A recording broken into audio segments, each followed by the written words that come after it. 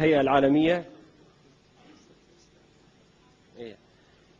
طبعا أيضا البشارات تتوالى ومن كثرتها نسيتها، فذكروني ببشارة هي إشهار إسلام لأحد المشاركين.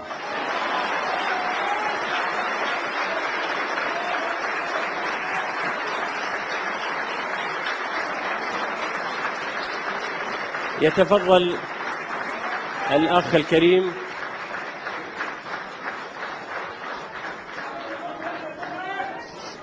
نرجو الهدوء قليلا، نرجو الهدوء قليلا. يتفضل يأتي إلى هنا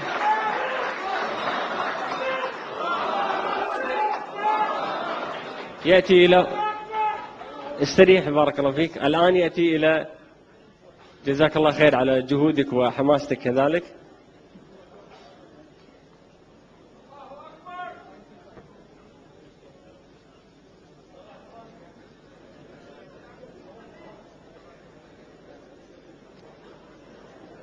يتفضل هنا لكي يشهر إسلامه أمامكم.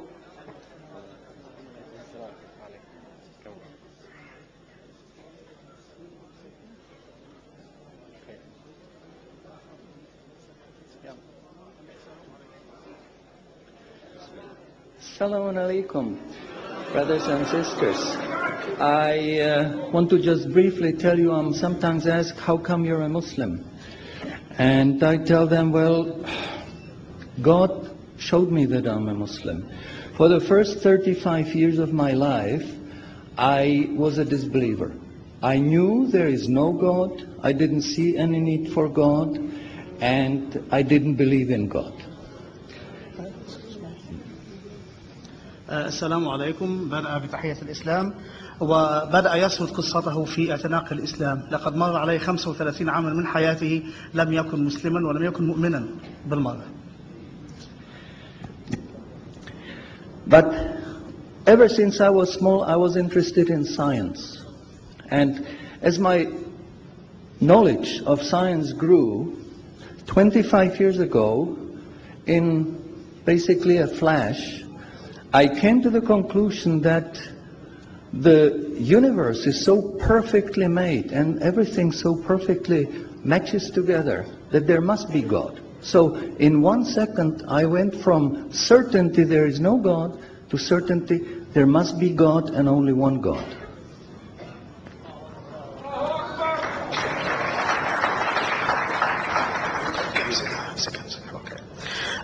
يقول أنه كان مهتما دائما بالعلم وكان يرى إحسان الصنع في هذا العالم وكيف يسير، وكان يقول لنفسه لابد أن هناك إلها يحكم تسير هذا العالم من اهتمامه بالعلم. So I accepted there is God. I said أشهد أن لا إله إلا الله. وبذلك أدرك أن هناك إلها وشهد الشهادة. But I was not looking for a religion. I thought all religions are wrong. Christians say this is one. The Jews said, Jews are chosen people, and if you're not Jew, you're not chosen. And about Islam, I only had negative information. هو آمن بالله ولكنه كان يرى أن ليس هناك من دين صحيح حتى ذلك الوقت.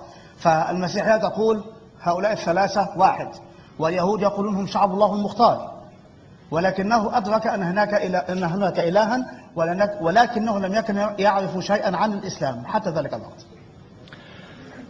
But I didn't want to stay ignorant about religions. So I said, okay, I read Bible. And I saw in the Bible there are places which you know come from God. You feel it in your heart. But you see there are places which come from man. Because this page says something that is opposite to the thing that was said a few pages ago. So I knew that Bible was written by man many years after the prophets. قرر أن يتعلم عن الأديان وبدأ بقراءة الإنجيل، ولكنه وجد في الإنجيل شيئا يلامس قلبه فأدرك أن هذا من عند الله، من كلام الله الصحيح، والصفحة الأخرى من الإنجيل تناقض ما قالته الصفحة الأولى، فأدرك أن هناك الكثير من الكتابات كتبت بعد سنوات وأعوام طوال من الرسل. And I bought a Quran, English translation of the Quran. And when I started reading it with the same idea that just like Bible, it was written by man. Only in this case we know the name of the man, Muhammad. ولكنه بدأ يقرأ القرآن وكان ظانا أنه يقرأ كما قرأ الإنجيل أو الأناجيل من قبل، ظنا منه أنه سيجد به بعض الأجزاء من عند الله وبعضها الآخر كتبها إنسان ما عرف اسمه محمد. And then when I was maybe about 1/3 in Quran, I remember telling my wife, you know, this Muhammad, he must have been a very smart, very intelligent man, because this book is very clear, very logical, very easy to follow, and there are no contradictions. في ذات المرات كان يقرأ وقال لزوجته لابد أن محمدا كان ذكيا للغاية، فهذا الكتاب الذي جاء به سهل تماما ومنطقي في تسلسله وترتيبه، ولا يجد الإنسان أي صعوبة في التعامل معه. But then as I read later, I suddenly saw a scientific fact which I knew was only discovered in the 20th century. ولكنه أثناء قراءته لفت نظره آية تتكلم عن حاجة علمية، شيء علمي عفوا، لم يكتشف إلا في هذا القرن العشرين. So immediately I saw that Muhammad is not the author of the Quran. That Muhammad is a messenger sent by God to give the Quran to mankind. وهنا أدرك أن محمدا ليس هو كاتب هذا النص، ولكنه رسول أوصله له بهذا الكتاب للناس. So I saw, mashallah, Muhammad Rasulullah. قال أشهد أن لا إله إلا الله محمد رسول أشهد أن محمدا رسول الله. So I said, mashallah, I'm a Muslim. ثم قال ما شاء الله أنا مسلم، أصبح مسلما بتلاوته للشهادة. And people asked me, well, how did you react? You said you heard bad things about Muslims, you didn't know anything about Islam. How did you react? Did you want to be Muslim? هناك من سأل كيف أسلمت؟ إنك تعرف أشياء سيئة عن المسلمين ولم تكن تعرف كثيرا عن دينهم، فكيف أسلمت؟ ماذا حدث؟ And I said, I had no choice. Because when I was born, I was a baby. I didn't know I'm different from my mother. Then a little bit later, I knew my mother is somebody else, and when she's gone, I cried because I was afraid she's gone. But I still didn't know what I am. And then one day, I suddenly discovered, mashallah, I'm a boy. أسلم لأنه عندما ولد وكان طفلا كان يتصور أن أمه وذاته شيئا واحدا، فإذا غابت أمه عنه بكى، ثم نما قليلا قليلا وأصبح ولدا، أدرك أنه ولد وأنه شخصية مختلفة عن أمه. And nobody asked me, what did you do? Did you want to be a boy? No, because we know we don't have a choice. God makes us this. So, mashallah, that was the greatest blessing on my wife, of my life. I have wonderful family, I have wonderful children, wife, everything. But the greatest blessing was that God showed me His guidance. And when I pray, I make dua, God, please let me die as a believer. Let me never disbelieve again. لم يكن له خيار إلا أن يكون مسلما، فكما قال أنه ولد طفلا ونما وكبر وأدرك أنه ولد، ولم يكن له في ذلك خيار، ولكنه وجد أن لا خيار له سوى الإسلام، وبذلك أصبح مسلما، وهو دائما يصلي ويدعو الله ألا يتركه يموت على ملة غير الإسلام بعد أن اهتدى إليها. And a little while ago, I heard somebody here who was concerned that maybe the signs that are discovered in the Quran may be wrong. We should have a committee to see if the signs are right. God says in the Quran, we demonstrate our miracles to those who attained certainty. سمع من يقول أنه ربما الآيات العلمية أو ما يكتشف من علوم استنادا إلى القرآن قد تأتي الأيام باختلافها أو يثبت خلافها فيما بعد، ولكنه يقول أن هناك آية في القرآن، ومعنى ما قاله معذرة لا أحفظ القرآن كاملا، ولكنه يقول أن آيات الله موجودة، هذا المعنى عفوا آيات الله موجودة لمن يريد أن يتحقق، فالكتاب به كل شيء. So my answer is ما فرطنا في الكتاب من شيء. شكرا.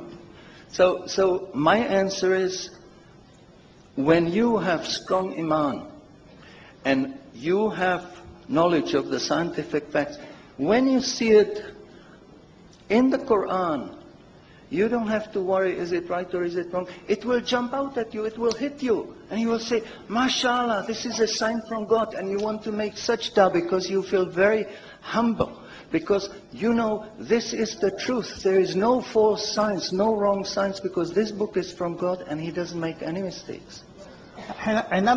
حينما نتعرف على حقيقة علمية ونجد لها ذكرا في القرآن ربما كانت خافية عنا وفجأة تفجأك بوضوحها، وحينئذ تدرك أن هذا الكلام الموجود في القرآن من المستحيل أن يأتي ما يتعارض معه، لأنه علم صادر عن العليم.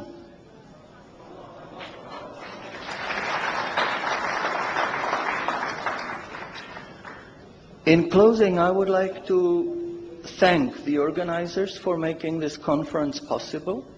في الختام يريد أن يشكر القائمين على تنظيم هذا المؤتمر بأن خرج على هذا المستوى، على هذا I النحو. think conferences like this are extremely useful. وهذه المؤتمرات أعتقد أنها مفيدة ومجدية للغاية. But I would like to appeal to the organizers that they do not make these conferences only in the Middle East. I think conferences like this should be made in London, in Frankfurt, in Paris. ولكنه يهيب بالمنظمين. سميه عبد الرحمن يا أخي، سميه عبد الرحمن. سميه اسم جديد عبد الرحمن على اسم الإسلام. حاضر. سميه عبد الرحمن. حاضر حاضر.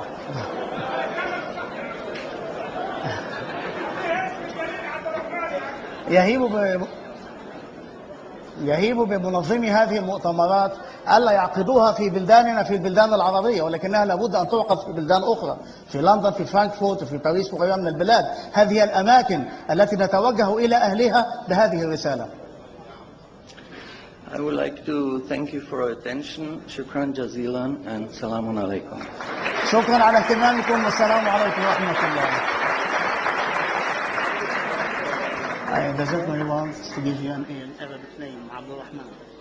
This is what he said. So if you want to change your name. Actually, my name, Alam, is already an Islamic name because in Arabic it means Akram. And what's your name? يقول This gentleman wanted to change my name. I told him I don't need it. Abdurrahman is a wonderful name, but my name, I am Czech originally. My name is Mulan, and in Arabic it means something like Habibi and Akram.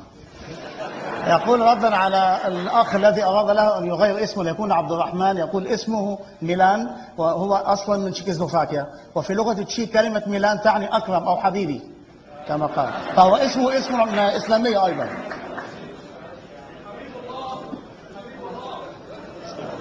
Okay? Yes, okay.